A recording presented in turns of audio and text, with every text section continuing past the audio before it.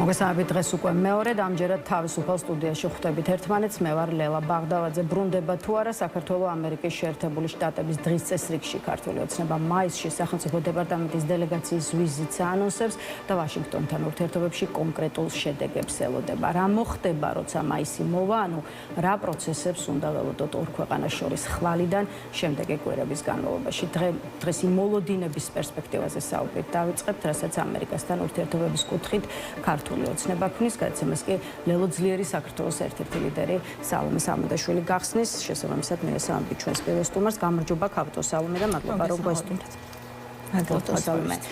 ქართული ოცნება ვაშინგტონთან ურთიერთობებში კონკრეტულ შედეგებს ელოდება და თან ამ შედეგებს ელოდება სულ მალე მაისში, ამიტომ მოდით დავიწყოთ სწორედ იმ განცხადებების შეფასებით, რასაც ვისმენთ ხელისუფლების პირველი პირების მხრიდან და პირველ რიგში ანონსი, რომელსაც აკეთებს ირაკლი ყობახიძე, მაისის ბოლომდე ამერიკულ მხარესთან არაერთი კომუნიკაცია შედგება, იხილავთ კონკრეტულ შედეგებს. აპრილის შესახებ მე არ მithქვამს, მაგრამ მაისს გეუბნებითო აცხადებს მთავრობის თავმჯდომარე. აი როგორ ფიქრობთ, რა იქნება, როცა მაისი მოვა და ამასობაში მოვიდა კიდეც მაისი, დღეს აპრილის ბოლო დღეა, შესაბამისად ხვალიდან უკვე ვიწყებთ იმ თვის ათვლას, რომელზეც აი როგორც ჩანს ქართული ოცნება სერიოზულ იმედებს ამყარებს. მადლობთ მოწვევისთვის. პირველ რიგში დღეს 35 წელი არის ჩვენი დამოუკიდებელი სახელმწიფოს თავდაცვის ძალების დაარსებისგან და მათ დღეს აღნიშნავ და მინდა რომ მიულოცო ყველას, ვინც მსახურობს საკუთარი ქვეყნისთვის, განსაკუთრებით მინდა რომ ჩვენი დაღუპული გმირების ოჯახებს მიულოცო დღევანდელი დღე და აქვე მინდა აღნიშნო, რომ სწორედ ამერიკის შეერთებულმა შტატებმა გასული აი ამ 35 წლის მანძილზე უზარმაზარი წვლილი შეიტანა საქართველოს დამოუკიდებელი სახელმწიფოს მიერ თავდაცვის შესაძლებლობების შექმნაში და განვითარებაში.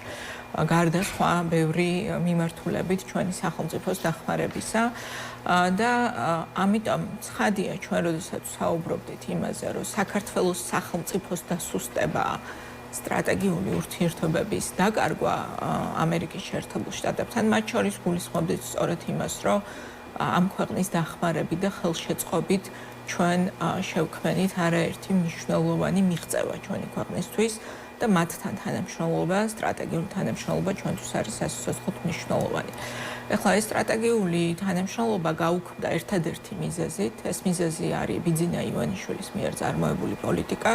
საზოგადოებას უნდა შევახსენოთ, რომ სტრატეგიული ურთიერთობების გაუქმება მოყვა სწორედ ივანიშვილის გადაწყვეტილებას, რომ მიეღო ეგრეთ წოდებული აგენტების, ასე ვთქვათ, შესახებ კანონი და სხვა შემზღუდავი კანონმდებლობა და საქართველოში და გაეუქმებინა საქართველოს ევროპული დღის წესრიგით სიარულის, ასე ვთქვათ, შესაძლებლობა.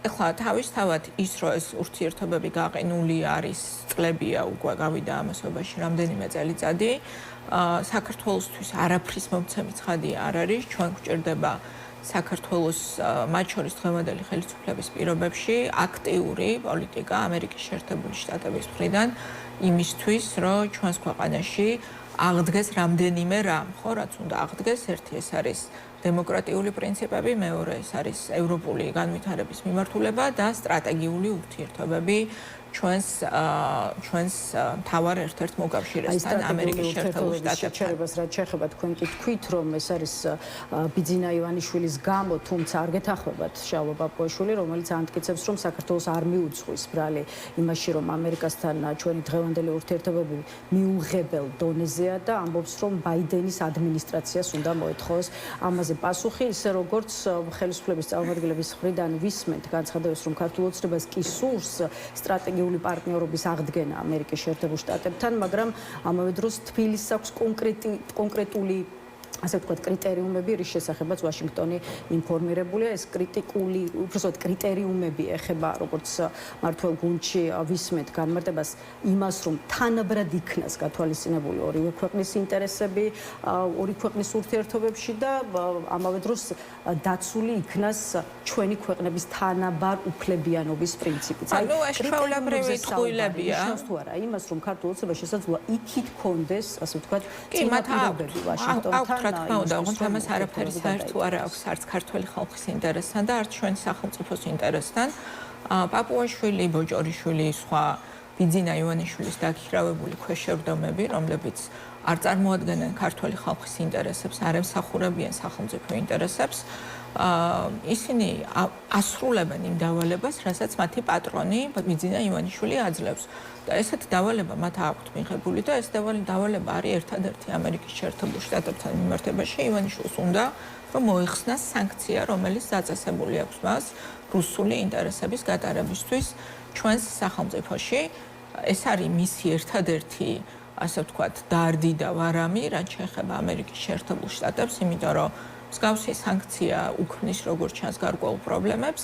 ამას არაფერი არ აქვს საერთო საქართველოს ინტერესებთან, არც ქართული ხალხის ინტერესებთან და არც სტრატეგიული ურთიერთობების აღდგენასთან ჩვენსა და ამერიკის შეერთებულ შტატებს ურთიერთობებს რაც შეეხება. აქ არის კონკრეტული პირის ინტერესები და ამ პირის ინტერესებს იცავს მთელი ეგრეთ წოდებული სახელმწიფო აპარატი, იმიტომ რომ მიტაცებული სახელმწიფოს პირობებში ჩვენ არ გვყავს დღეს არც მთავრობა, არც პარლამენტი, არც არანაირი სხვა სახელმწიფო რგოლი, რომელიც იცავს ხალხის და ქვეყნის ინტერესებს და ივანიშვილის დაკვეთა სწორედ ეს არის, რომელსაც ფუთავენ რაღაცა ბევრი ტყუილებით და ტყუილი პროპაგანდით, ქართული ოცნება საერთოდ ტყუილების პროპაგანდისტული მანქანაა ფაქტიურად. როგორი ტყუილიც არის მაგალითად არ ვიცი ის, რომ ფასების კომისიას შექმნიან და ამითი ფასებს დაწევენ და ცხოვრება გაძვირდა ადამიანებისთვის, როგორი ტყუილიც არის კვაბახიძის მიერ სამარცხვინოდ გაცხადებული რაღაცა აბსურდული ფასები, რომ თურმე ათლარად ადამიანი ხორცს იყიდეს ამ ქვეყანაში, ასეთივე ტყუილი არის საგარეო პოლიტიკასთან დაკავშირებით, ყველაფერი, რასაც ლაპარაკობს პაპუაშვილი, ბოჭორიშვილი და სხვები. ანუ კრიტერიუმები აქვთ მართლაც, დიახ, რა უნდათ ამერიკის შეერთებული შტატებისგან, ოღონდ ეს არ უკავშირდება სახელმწიფო ინტერესებს. ამერიკის საელჩო ჯერ არაფერს ამბობს, თუმცა მაკა ბოჭორიშვილი უკვე ადასტურებს, რომ სწორედ მაისში საქართველოში ამერიკის შეერთებული შტატების სახელმწიფო დეპარტამენტის წარმომადგენლების ვიზიტი განხორციელდება, დეტალები უცნობია, თუმცა მედიაში გავრცელებული ინფორმაციით თბილისში ჩამოვა სახელმწიფო დეპარტამენტის მდივნის თანაშემწის მოადგილეს სონატა კოლტერი. საქართველოს უფრო მაღალი რანგის სტუმრებს არის მიჩვეული ამერიკიდან ჩვენს ქვეყანაში ყოფილა პრეზიდენტი, ვიცე-პრეზიდენტი, სახელმწიფო მდივანი, თუმცა დღევანდელი ვითარების ფონზე სახელმწიფო მდივნის თანაშემწის მოადგილის ჩამოსვლა როგორ უნდა შეფასდეს. ეს ნიშნავს თუ არა იმას, რომ რა შეფასებებიც არ უნდა ისმოდეს ოპოზიციაში, ქართული ოცნების ტრამპის ადმინისტრაციასთან ურთიერთობამ მაინც შემოbrunება დაიწყო უკეთესობის. არა, ძალიან მარტივია. პირველ რიგში შეგიძლიათ შეხედოთ პროფილს ამ ადამიანის, რითი არის ის დაკავებული, რა თემებზე მუშაობს კონკრეტულად. ეს არის ადამიანის უფლებების და დემოკრატიის გამოწვევები. ისევე როგორც ევროკავშირმა შესთავაზა საქართველოს დღევანდელ ხელისუფლებას, რომ გაიმართოს ევროკავშირთან დიალოგი, გაიმართოს ადამიანის უფლებების დაცვის, ასე ვთქვათ, საკითხთან დაკავშირებით, ასევე დღეს მათ შორის ამერიკის შეერთებული შტატები საინტერესოა, რომ გადაწყვეტილებას იღებს, რომ სწორედ ადამიანის უფლებების დარგზე მომუშავე, ასე ვთქვათ, შესაბამისი ძალიან შეიძლება არ არის ეს ძალიან მაღალი რანგის, ასე ვთქვათ, წარმომადგენლობა, მაგრამ მიმართულება არის გასაგები, რაც არის. რას ნიშნავს ქავატო სალომე, ამაზეც მინდა ვისაუბროთ და ეს თემაც გავშალოთ, მით უფრო რომ მედიაში არსებული ინფორმაციით სახელმწიფო დეპარტამენტის წარმომადგენელი შეხვდება არა მხოლოდ ხელისუფლების წარმომადგენლებს, არამედ შეხვედრას გამართავს ოპოზიციური სპექტრის ხელმძღვანელობასთანაც. აი რა იქნება, აქვე კითხავთ ამ ადამიანისთვის უშუალოდ ლელოს თქვათ სათქმელი და ის მესიჯები, რომელსაც გაატანთ და დააბარებთ ვაშინგტონში. ჩვენი კომუნიკაცია არასდროს არ არის განსხვავებული დახურულ კარს მიღმა იმისგან, რასაც ჩვენ ვამბობთ საჯაროდ. რა სჭირდება საქართველოს, ხო? იმიტომ რომ ჩვენ რასაც ვესაუბრებით ქართულ ხალხს და როგორც ვაცნობთ ჩვენ ხედვას, რა არის საჭირო, რომ ქვეყანა გამოვიდეს კრიზისიდან, იგივეს უზიარებთ ჩვენ საერთაშორისო პარტნიორებს. ეს არის ჩვენს ქვეყანაში ბელარუსიზაციის პროცესის შეწყვეტა ამ ქვეყნის.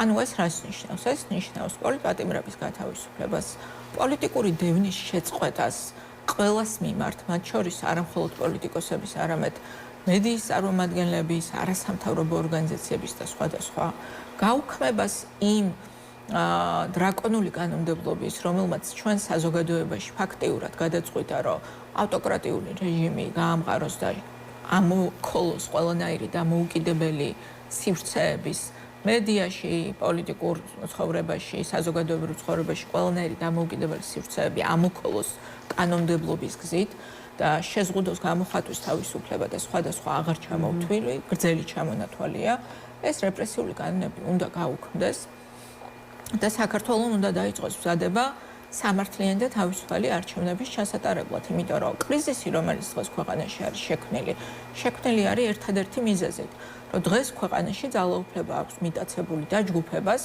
რომელსაც არ აქვს მიღებული დემოკრატიული არჩევნების გზით ქვეყნის მართვის მანდატი.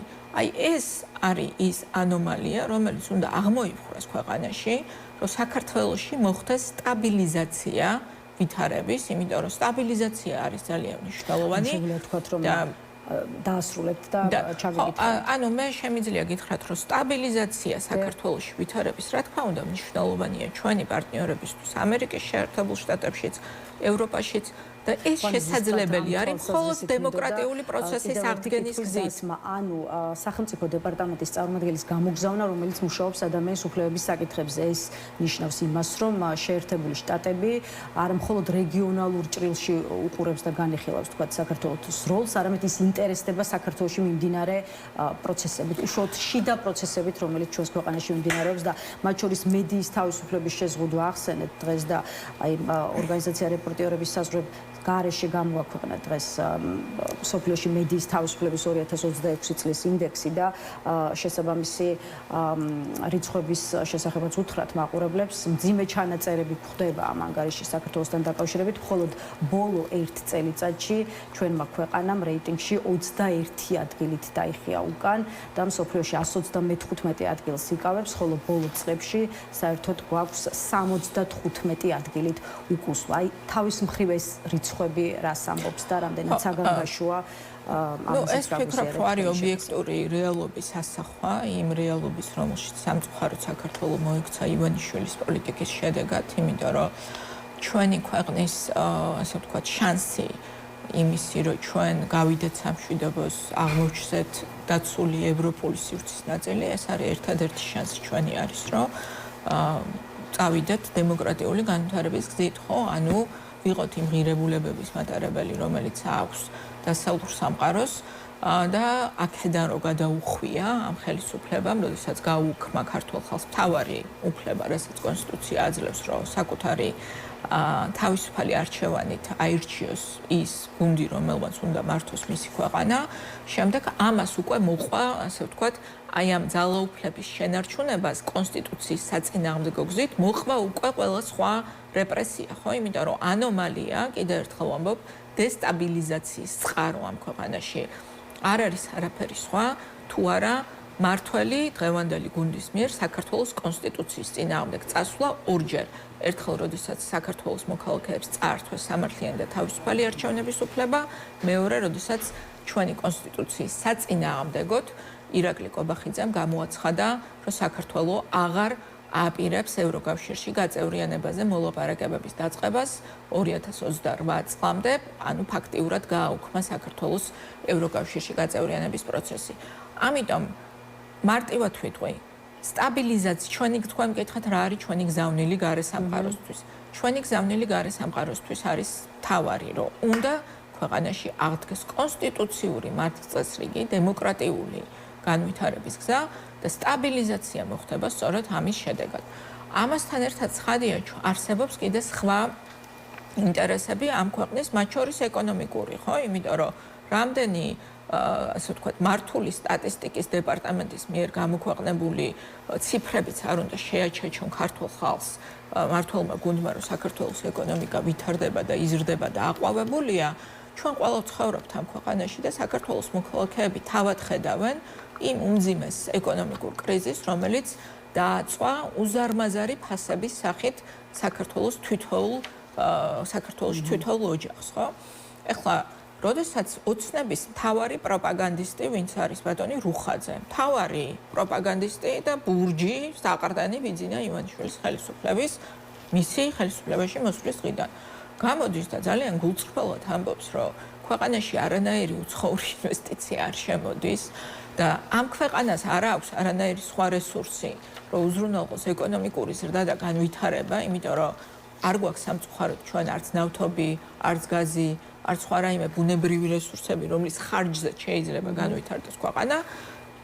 ამ ქვეყანაში განვითარება ეკონომიკური არის შეუძლებელი დიდი რაოდენობით უცხოური პირდაპირ ინვესტიციების გარეშე. და მე ხო არ მithქვამს კიდევ ერთხელ ამბობ, ივანიშვილის მარჯვენა ხელი და პროპაგანდისტი ამბობს, რომ ქვეყანაში არანაირი უცხოური ინვესტიცია არ შემოდის. ინვესტორი არის ინგლისი, მაგრამ ინგლისელი ინვესტორი თვალით არ მინახავს.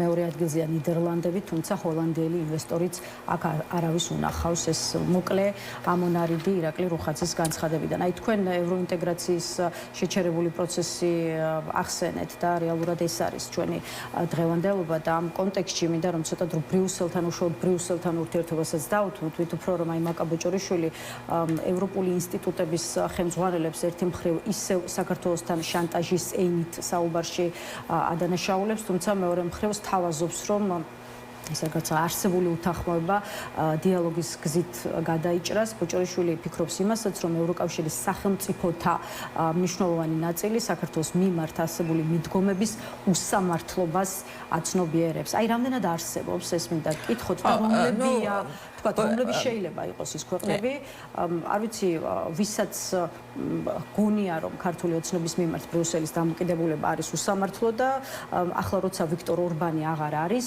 ვინ დარჩა ქართულ ოცნებას მოკავშირე ევროპაში ბრიუსელის წინააღმდეგ. სამწუხაროდ ქალბატონი ბოჭორიშვილი რითაც არის დაკავებული, ეს არის ერთადერთი, ეს არის ტყუილების ტირაჟირება, ის არის ჩვეულებრივი ქართული ოცნების და რუსეთის პროპაგანდისტად არის ჩამოყალიბებული, ის არ არის ამ ქვეყნის საგარეო საქმეთა მინისტრი იმ თვალსაზრისით, რომ საქართველოსთვის მნიშვნელოვან პოლიტიკურ გადაწყვეტილებებს კი არ ლობირებს, არამედ ტელევიზიით პროპაგანდისტული არხების მეშვეობით ცდილობს ქართული ხალხის მოტყუებას. ეს არის მისი ერთადერთი დანიშნულება დღეს სამწუხაროდ. და ესეც არის ტყუილი, ამაზე ვიტყვი აუცილებლად, მაგრამ სანამ მაგ თემაზე გადავალ, მინდა რომ ერთი თემა დავხურო, რომელიც მინდოდა რომ ეხსენებინა ინვესტიციების კონტექსტში და ეს არის ანაკლიის სპორტის თემა, იმიტომ რომ ამერიკის კონტექსტში ეს არის მნიშვნელოვანი. ჩვენ როდესაც ვსაუბრობთ ხელშესახებ რაღაც მიღწევებზე ამერიკის შეერთებულ შტატებთან, თქვენ იცით, რომ ჩვენი პოზიციაა, რომ ანაკლიის სპორტი აუცილებლად უნდა აშენდეს მათ შორის ამერიკის თანამონაწილეობით და ამერიკული ინვესტიციების თანამონაწილეობით და ჩვენ ვხედავთ, რომ ეს პროექტიც არის აბსოლუტურად, ფაქტიურად გაუქმებული ამ ხელისუფლების მიერ იმის ნაცვლად, რომ მაგალითად ამას ლობირებდნენ. თუ ჩვენ ვსაუბრობთ იმაზე, რომ არა ადამიანის უფლებები, მაგრამ აი აინტერესებთ დავუშვათ რაღაც ისეთი თემები, როგორიც არის სატრანზიტო შესაძლებლობების განვითარება ქვეყნის, იმიტომ რომ ეს არის ხელისუფლება, რომელმაც გაანადგურა ანაკლიის სპორტის პროექტი და ვერაფერს ვერ ხედავთ ჩვენ, რაც დაგვაჯერებს იმას, რომ დღეს ვცდილობენ ამ პროექტის აღორძინებას და ეს თავისთავად კიდევ ერთხელ აჩვენებს, რომ აბსოლუტური ტყუილია ყველაფერი, რასაც ესენი საუბრობენ, მათ შორის სატრანზიტო შესაძლებლობებთან და ინვესტიციებთან და სხვადასხვა. რაც შეეხება ევროკავშირს, მე შემიძლია ერთი რამ გითხრათ. აბსოლუტურად მე გასული კვირა გავატარე ბრიუსელში, შეხვედრა მქონდა ყველასთან, ვინც კი მუშაობს საქართველოს საკითხებზე, იმიტომ რომ განსხვავებით ბოჭორიშვილისგან, მისი წარმომადგენლისგან, რომელსაც დღეს ელჩი ქვია ბრიუსელში, რომელსაც არავინ არ ხვდება არც ერთს და არც მეორეს და ბოლოს როდის ჰქონდათ დერეფანში ვინმეს თუ არ დაიჭერენ და ხელს არ ჩამოართმევენ, შეხვედრა გაურკვეველია და ჩვენ ელჩს საერთოდ არავინ არ ელაპარაკება ბრიუსელში, მათგან განსხვავებით ჩვენ გვხვდებიან და გვესაუბრებიან და ძალიან კარგად ვართ ინფორმირებული ყველა პოზიციაზე, რაც დღეს ევროკავშირში არსებობს. აბსოლუტური კონსენსუსია ევროკავშირის ყველა ქვეყანას შორის, რომ იმისთვის, რომ საქართველოსთან დაიწყოს რაიმე ტიპის პოლიტიკური, ასე ვთქვათ, დიალოგი, აუცილებელია, რომ გადაიდგას კონკრეტული ნაბიჯები და ეს ნაბიჯები უკავშირდება სწორედ იმ რეპრესიული კანონმდებლობის გაუქმებას, რომელიც მიიღო ივანიშვილის რეჟიმმა, ეს უკავშირდება პოლიტიკური დევნის შეწყვეტას ქვეყანაში, ეს უკავშირდება ანტიევროპული რიტორიკის და პროპაგანდის შეწყვეტას მმართველი გუნდისგან და ამასთან დაკავშირებით არის სრული კონსენსუსი ევროკავშირის წევრ სახელმწიფოებში. ისევე, როგორც იმასთან დაკავშირებით, რომ ერთადერთი ფორმატი, რომელშიც შეიძლება აღდგეს დღეს ივანიშვილის რეჟიმთან საუბარი, ეს არის ადამიანის უფლებების დაცვის შესახებ დიალოგი, ადამიანის უფლებების თემაზე დიალოგი. ახსენეთ, ახლა არ მინდა რომ ძალიან შორს წავიდეთ, მაგრამ რადგან სიტყვამ მოიტანა, თქვენ გაქვთ პერსონალურად მაკაბუჭორიშვილთან მუშაობის გამოცდილება, ხო, რამდენადაც მახსოვს, როდესაც თქვენ ელჩი იყავით, თქვენს აპარატში მუშაობდა საქართველოს საგარეო საქმეთა მოქმედი მინისტრი. აი მაშინ რა იყო, შეგიძლიათ გაიხსენოთ, რას ამბობდა და რას ფიქრობდა ბრიუსელის და ზოგადად დასავლელი პარტნიორების ქალბატონი ბოჭორიშვილი 8 წლის მანძილზე, რომელიც მან გაატარა უშუალოდ ჩემი ხელმძღვანელობის ქვეშ მუშაობით და მე ის დავაბრუნე მეორე ვადით, იმიტომ რომ იცით რომ 4 წელია დიპლომატების მუშაობის ვადა და მან თხოვა რომ სურდა დაბრუნება ჩემი ხელმძღვანელობის ქვეშ სამუშაოდ და ქალბატონი ბოჭორიშვილი დაბრუნდა მათ შორის ჩემი რეკომენდაციით, იმიტომ რომ ის როგორც რიგითი დიპლომატი იყო საკმაოდ, ასე ვთქვათ, თავდადებული სწორედ ევროკავშირის დღის წესრიგის გარშემო. ანუ ის მუშაობდა მაგალითად ვიზა ლიბერალიზაციის თემაზე. ის მუშაობდა ასევე ევროპარლამენტთან. მათ შორის ძალიან აქტიურად ლობირებდა როგორც მაშინდელი დიპლომატი პოზიციებს, რომელსაც იცავდა მაშინდელი ხელისუფლება და იყო აბსოლუტურად პოლიტიკურად ლოიალური, ასე ვთქვათ, ყველა იმ ღირებულების მიმართ, რაც შეეხება დასავლეთში ამ ქვეყნის ინტეგრაციას, რომელსაც ჩვენ ვატარებდით როგორც, ასე ვთქვათ, დიპლომატიური წარმომადგენლობა. ამიტომ არის განსაკუთრებით სამწუხარო, რომ ადამიანები, რომლებმაც საკმაოდ დიდი ნაწილი მათი ცხოვრების და ის არ არის ერთადერთი, მართალია უკვე ყველა მე ვიტყოდი ღირსეულმა დიპლომატმა ფაქტიურად ან გააგდეს ისინი უკვე სამსახურიდან, ან თავისი ნებით წამოვიდნენ, მაგრამ რჩებიან ჯერ კიდევ ადამიანები, რომლებმაც ფაქტიურად გადაუსვეს ხაზი არა მხოლოდ იმ ღირებულებებს, რომელსაც საქართველოს კონსტიტუცია იცავს, არამედ საკუთარ ბიოგრაფიასაც, როდესაც გადაწყვიტეს, რომ რუსეთის დავალებების შესრულებით იყვნენ დღეს დაკავებული, საბოტაჟს უწყობენ საქართველოს ევროპულ მომავალს, საქართველოს ევროკავშირში გაწევრიანებას, როდესაც ძალიან კარგად იციან სხვათა შორის და მნიშვნელოვანი არის განცხადება, რომელიც ჩვენ მოვისმინეთ ქალბატონი კალასისგან, მე მგონი გუშინ გაკეთდა ეს განცხადება, რომ შესაძლებლობების ფანჯარა გაიხსნა 2030 წლამდე. ახალი გაფართოების სტალღა, ახალი ქვეყნების შეერთების ევროკავშირში და ეს ფანჯარა დაიხურება და ვინც დარჩება ამის მიღმა, დარჩება ამის მიღმა. სწორედ აი ამ ფანჯარაში შესაძლებლობების ისტორიული შესაძლებლობების გახსნილ ფანჯარაში გასვლის შანსს გვართმევს ჩვენ დღეს რუსეთი. ამას აკეთებს ივანიშვილის და მისი რეჟიმის ხელით, ამას აკეთებს კობახიძის ხელით, ბოჭორიშვილის ხელით, პაპუაშვილის ხელით, ყველა იმ ადამიანის ხელით, ვინც გადაწყვიტა, რომ ივანიშვილს ემსახუროს.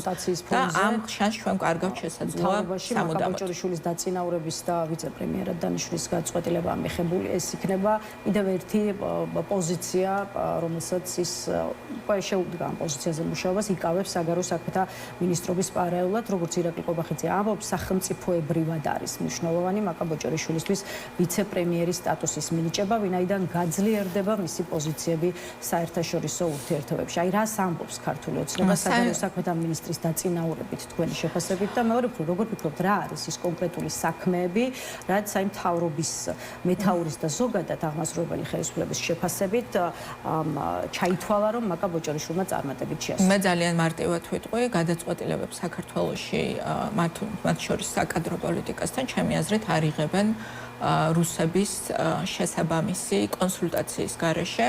ვფიქრობ, რომ ბოჭორიშვილის დაწინაურება უკავშირდება იმას, რომ მან წარმატებით გაართვა თავი რუსული დავალების შესრულება. საქართველოს დღეს აღარ არის ევროკავშირში გაწევრიანების პროცესში მყოფი ქვეყანა.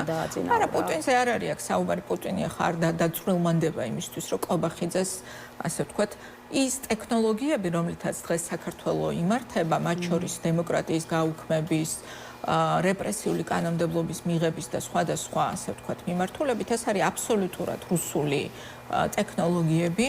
მე ზუსტად ვერ გეტყვით, რა დონის წარმომადგენლობა არის რუსული, რომელიც მართავს ძალიან ახლოს, ასე ვთქვათ, უშუალო ჩარევით პროცესებს საქართველოში, მაგრამ მათ შორის დიახ, მათი ბეჭედი არის მნიშვნელოვანი იმასთან დაკავშირებით, ვინ ასრულებს კარგად დავალებას და ვინ არ ასრულებს და საქართველოს დღევანდელი, ასე ვთქვათ, ხელისუფლება და მათ შორის ადამიანი, რომელსაც დღეს ქვია საგარეო საქმეთა მინისტრი, ძალიან წარმატებით ახერხებს იმას, რომ საქართველოს მოაქცია იზოლაციაში, საქართველოს დაკარგა ევროკავშირში გაწევრიანების შანსი, რუსეთისთვის ეს არის ძალიან მნიშვნელოვანი, მე მინდა შეგახსენოთ ქალბატონი ზახაროვას განცხადება, რომელმაც ძალიან ღიად თქვა, რომ რუსეთს არ სურს, რომ საქართველოს ევროკავშირში გაწევრიანდეს და ამ დავალებას დღეს წარმატებით ასრულებს ივანიშვილის რეჟიმი. ამიტომ ვფიქრობ, რომ ამ მიმართულებით დაწინაურება ზოგადად ასე ვთქვათ და ტაშის დაკვრას იმსახურებს ის ხალხი, ვინც წარმატებით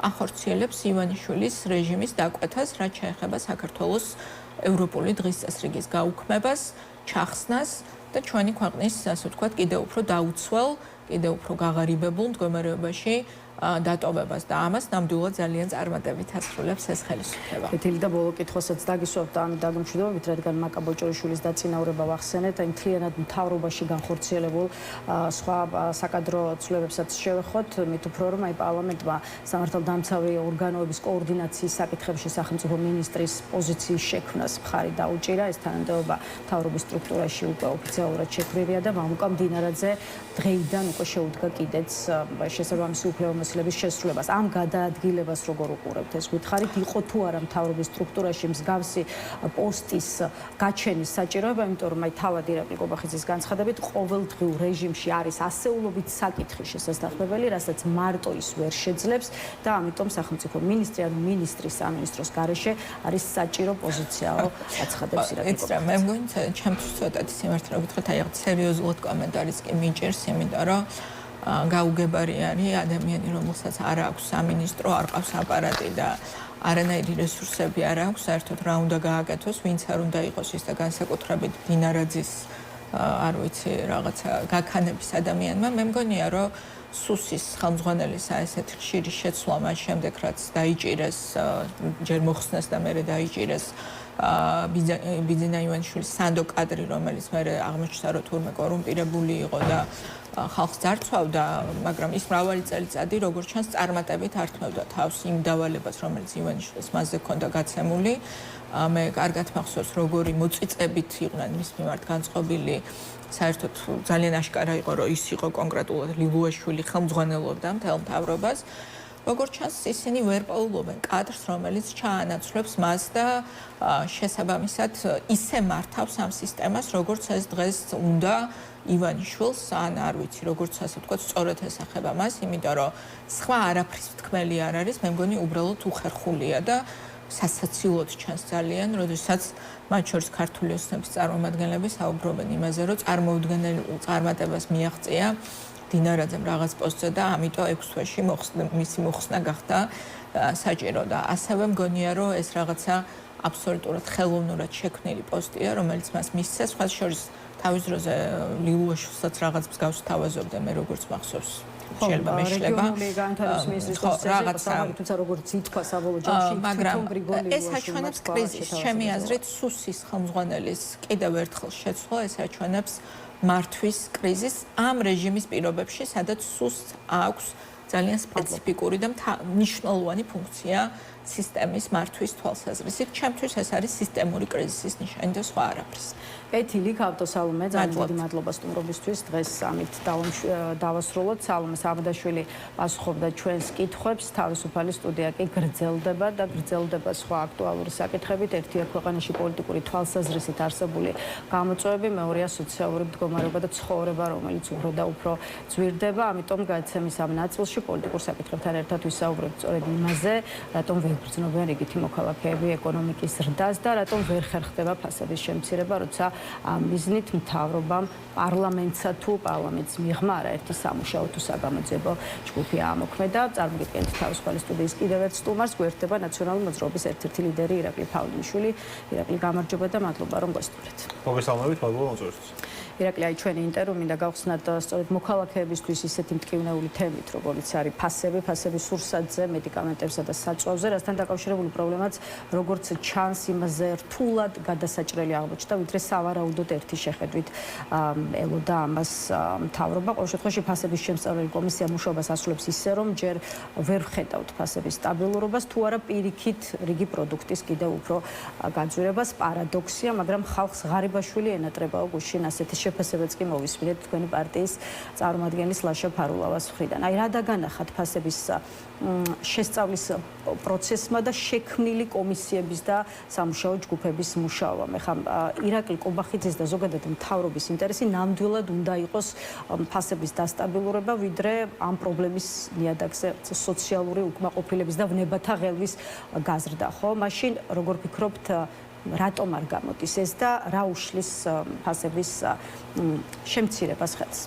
დიახ, მოგესალმებით. ჩვენ ბოლო დღეების მანძილზე ამაზე აქტიურად არა მხოლოდ ტელევიზიების მეშვეობით ვესაუბრებით ჩვენს მოქალაქეებს, არამედ ჩვენ გვაქვს მათ შორის გასული შეხვედრები, ვიყავით ნავთობის ბაზარში, ვიყავით დეზერტირების ბაზარში, ვიყავით მათ შორის საბურთალოს მასშტაბით დახლებზე შემოვიარეთ ელისის მიმდებარე ტერიტორიაზე, ძველი საბურთალოს ბაზრის მიმდებარე ტერიტორიაზე და უშუალოდ მოქალაქეებთან გვაქვს ამ თემაზე საუბარი. მე მინდა გადმოგცეთ სწორედ რომ ეს ჩვენი სამი ნაბიჯი ფასების სტაბილურობისთვის ამ თემებზე ჩვენ ვესაუბრებით ჩვენს მოქალაქეებს. ეს ახალ შევიცნობთ და პრინციპში ხო გავეცადი კიდეც 3 დღეების განმავლობაში არაერთხელ გააკეთეთ განცხადება. ანუ რას გულისხმობთ და რატომ არ ხდება ფასების კლება გვაქვს აღწერილი მოკლედ. ნახეთ, შეიძლება იმას ეგონოს რომ კობახიძეს თავისი პოლიტიკური ფაქტობრივად ფიგურა შეიძლება იყოს რომ რაღაც დონეზე უკვე ჩამოკიდებული არის ამ თემაზე, ხო, რამდენად მოახერხებს რაღაც დონეზე მაინც ფასების შემცირებას, იმიტომ რომ ადამიანმა იმხელა თამასა ისე აწია ამ ფასების კლებასთან დაკავშირებით, რომ ძალიან რთული წარმოსახველი შეიძლება იყოს ლოგიკურად მოაზროვნე ადამიანისთვის, რომ როცა ამას გააკეთებ, ამის ფასების კომისია შექმნი და ამაზე ააგეთ ფაქტობრივად რამდენიმე თვიან კამპანიას და ქვია საქართველოს პრემიერ-მინისტრი, ეხლა ვისთვის ლეგიტიმური, ვისთვის არალეგიტიმური, ამის შემდგომ, როდესაც შენ სრულ ჩავარდნას განიცდი და კატასტროფას განიცდი, ეს რა თქმა უნდა შენ პოლიტიკურ რენომეზე აისახება და ოღონდ სხვათა შორის არა მხოლოდ ოპოზიციის მხრიდან, მე უკვე ეგრეთ წოდებული, ასე ვთქვათ, რეჟიმის მომხრეების, ასე ვთქვათ, რეაქციებისაც ვაწყდები ხუჩაში, მათ შორის, რომლებიც ამ საკითხზე დაკავშირებით არის ძალიან აღშფოთებულები და შეწუხებულები. თუნდაც იმ განცხადებებთან დაკავშირებით, რომელიც ისმის და აი სამი ნაბიჯი რა არის და რასაც ვერ დგამენ.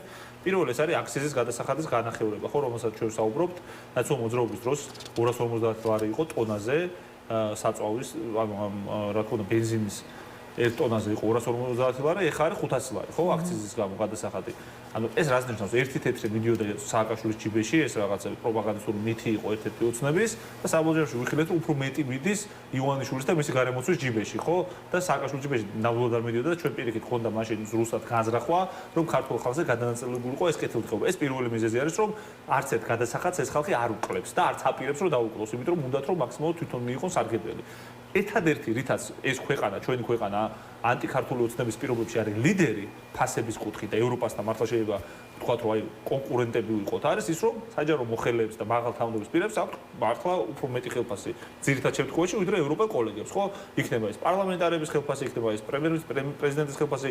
აი, ოცნების მოხელეებს. ფასების შემსწავლელი საპარლამენტო კომისიის თავმჯდომარის შოთა ბერეკაშვილის განცხადება, არ ვიცი, ალბათ მოისმინეთ დღეს, ის ამბობს, რომ ფასების ზრდა, აი პროცენტული მონაცემების თვალსაზრისით საქართველოში უფრო დაბალია ვიდრე ევროპის ქვეყნებში. ბარემ კითხვასაც დაგისვათ და როგორ უნდა ერთად მიპასუხეთ, რადგან ბერიკაშვილის პოზიცია ვახსენეთ, აი როგორ უნდა შეფასდეს, იმიტომ რომ ამ გარემოებამ ბევრი პოლიტიკოსის და ანალიტიკოსის და რიგითი მოქალაქის ყურადღება მიიქცია. აი როგორ უნდა შეფასდეს ის, რომ ქართულმა ოცნებამ დაიწყო, არ ვიცი, ევროპული და ქართული ფასების ერთგვარად დატოლება და შესაბამისად რა მიზანი უნდა ქონდეს ამ კამპანიას. ხო, ნუ რა თქმა უნდა, მათ აღარ აქვს არგუმენტები, რომ გაამართლონ ჩავარდნა, რომელიც აქვს, იმიტომ რომ კობახიძის განცხადებით აპრილის ბოლოსკენ უკვე ქართულ ხალხს უნდა იგრძნო საკუთარ ჯიბეზე, როგორც ეხა ივანიშვილის დაპირება ვერ იგრძნო და მეოთხე წელი ჯიბეზე არ აისახა საქართველოს მოქალაქის, ისე არ აისახა, რა თქმა უნდა, აპრილის თვის ბოლოს ფასების კუთხით მდგომარეობა ჩვენს მოქალაქეებზე და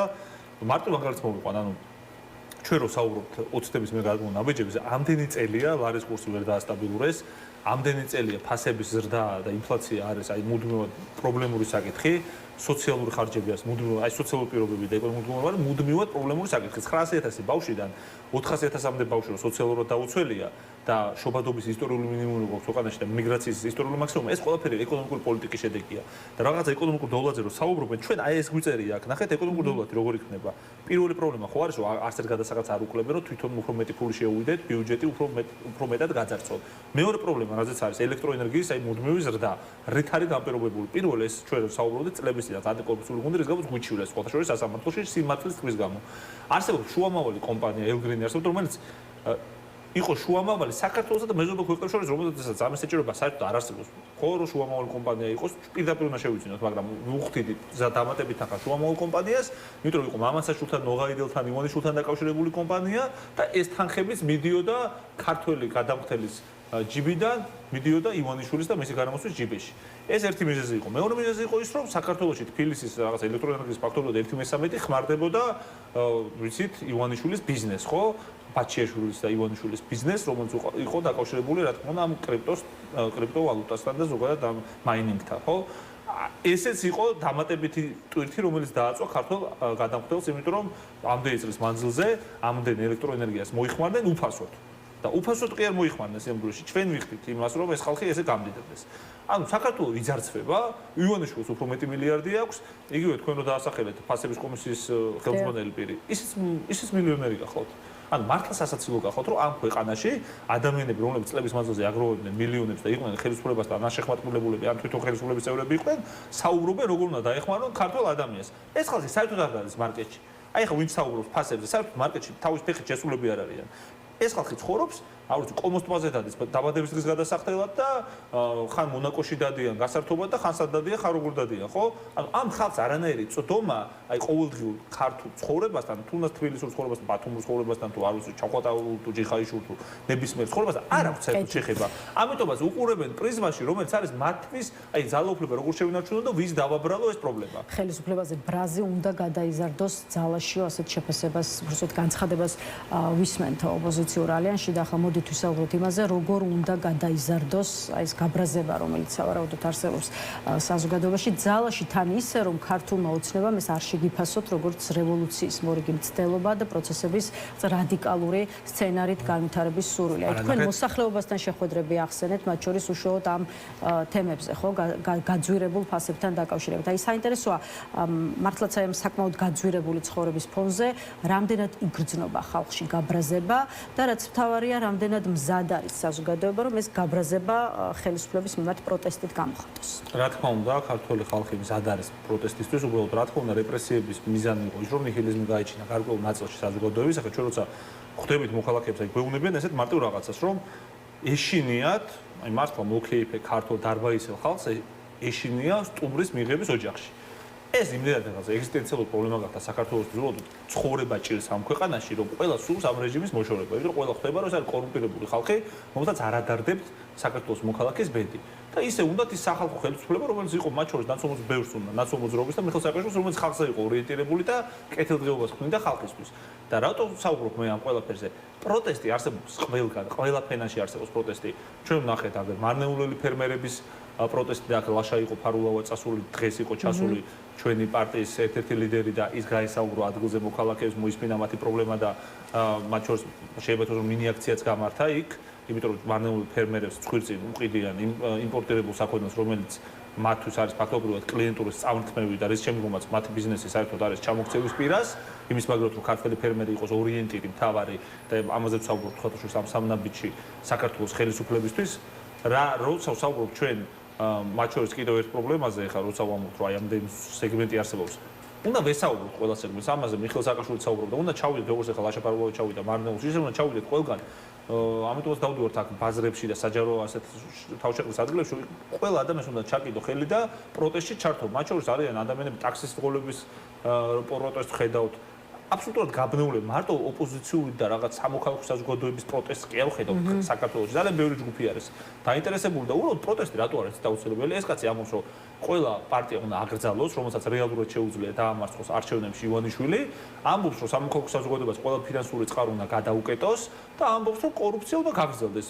აი ხედავთ იმის სამოძალო პროტესტის გარდა. ბრაზის ქუჩაში გამოხატვის საფუძველი გახდეს და ამ აქციების ახალ ტალღას ჩაუყაროს საფუძველი. ნახეთ, არა მხოლოდ ეს კომპლექსური პრობლემა გაქვს, ამიტომაც საუბრობ, ანუ ადამიანს ერთი მხრივ უსამართლობა აბრაზებს, რომელიც ქვეყანაში არის და ნუ ხედავს ადამიანებს, რომლებიც არიან კარგი მსახიობები, კარგი არ ვიცი, კომედიანტები, კარგი ექიმები, კარგი მოქალაქეები და დაპატიმრებულები არიან აქციაზე დგომის გამო და არ ვიცი, რაღაც სალფეთქის როლის გამო აქციაზე და მაშინ როდესაც ადამიანების მწამებლები და დღეს 2 წელი გავიდა ლევან ხაბეიშვილის წამებიდან, დღეს ხონდა ბრიფინგი, სადაც ლევან ხაბეიშვილს დანახული წყავს ხო ადამიანები, ვინც აწამებდნენ ზოგადად რამდენი მათგანი იცნო და საერთოდ არანაირი სისხლის სამართლებრივი პასუხისმგებლობის საკითხი არ დამდგარა, საერთოდ ფორმალურ დონეზეც კი არ წამოჭრილა რომელიმე მათგანის სისხლის სამართლებრივი პასუხისმგებლობის საკითხი, ხო?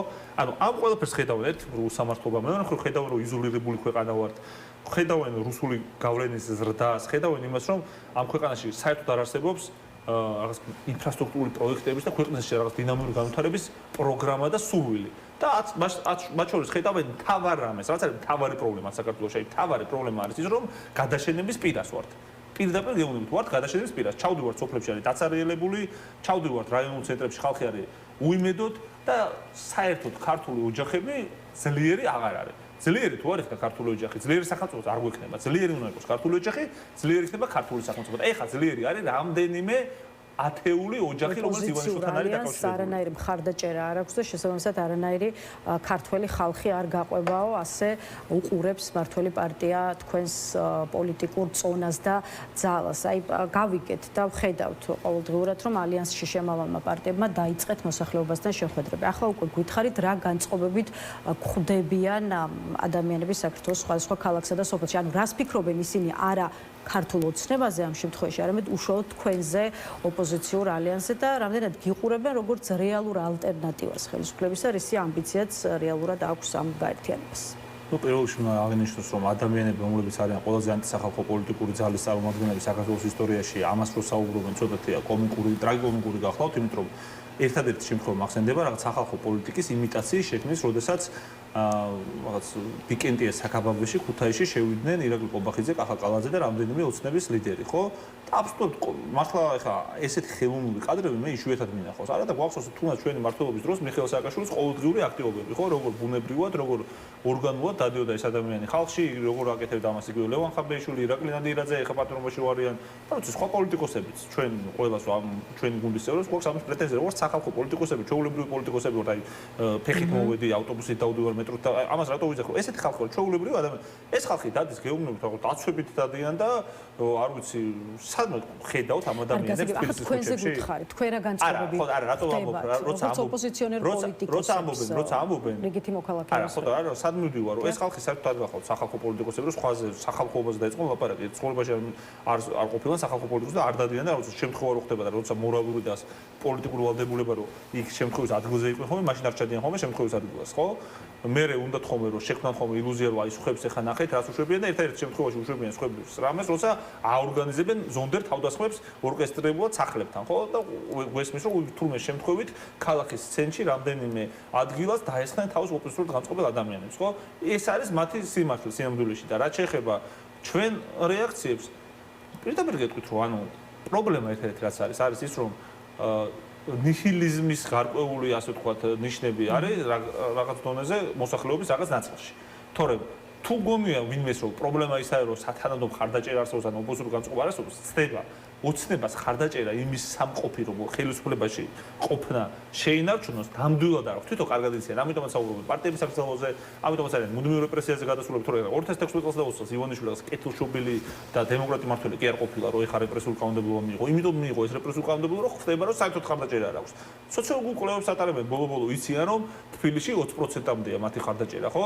რეგიონებში შედარებით მაღალი შეიძლება იყოს გარკვეულ რეგიონებში, თუმცა იქაც არ არის ესეთი ხარდაჭერა, რომ ხელისუფლება შეინარჩუნო, ხო? საბოლოო ჯამში. ანუ რატო საუბრობ ამ ყველაფერს? იმიტომ რომ საქართველოს მოქალაქეების უდიდეს ნაწილს კარგად აქვს გააზრებული, რომ ივანიშვილი უდრის ამ ქვეყნისთვის მუდმივ კორუფციას და მუდმივ უძრაობას და დემოგრაფიულ კატასტროფას. ერთადერთი არგუმენტი რაც ჰქონდა, კითხეთ, ერთია მოსწონს თუ არა მოსახლეობის ნაწილს, მეორეა რამდენად აქვს სიმპათიები ადამიანებს ოპოზიციური ძალების მიერ. არა, ნუ უბრალოდ მე მხოლოდ ერთი კითხვით არ ვაფასებ, მთლიანად შევაფასე ეს დასკვნები რაც არსებობს. და რაც შეეხება ახლა ამაზე რომ გადავიდეთ. კი ბატონო, ხო, გადავალ ამ თემაზე ნაციონალურ მოძრაობას თავის დამოუკიდებლად და ჩვენს დავდივართ, ხომ მარტო ალიანს პარგებში არ დავდივართ და ნაციონალურ მოძრაობას თავისუფლად შემიძლია ვთქვა, რომ მიხეილ სააკაშვილის თავისუფლების პირობებში ნაციონალურ მოძრაობას შეუძლია გაიმარჯვოს ამ არჩევნებში, იმიტომ რომ მიხეილ სააკაშვილის შესახებ ბევრად უფრო შეიცვალა დამოუკიდებლობა კიდევ ძალიან ბევრ ადამიანს შეიძლება ისეთ ადამიანებმა მიხეილ სააკაშვილის პატიმრობის პირობებში. დიახ, და მიხეილ სააკაშვილის პატიმრობის პირობებში რა თქმა უნდა თავისუფლად არჩევნები ვერ ჩატარდება ამ ქვეყანაში, ამას ვამბობ. მიხეილ სააკაშვილმა იყოს გარეთ და ამ შემთხვევაში დარწმუნებულად ნაციონალურ მოძრაობა აჩვენებს ისეთ შედეგს, რომელიც ყველას გააგვიყვება. ოპოზიციური ალიანსი. ალიანსის მიმართაც აქვს დადებით დამოუკიდებლობა, ეხლა სხვა პარტიების მიმართ ილაპარაკონ სხვა პარტიების წარმომადგენლები, მე ჩემი პარტიაზე ვილაპარაკობ, ალიანსი არის წინამორბედში ჩართული პოლიტიკური ძალების თანამშრომლობის ფორმატი.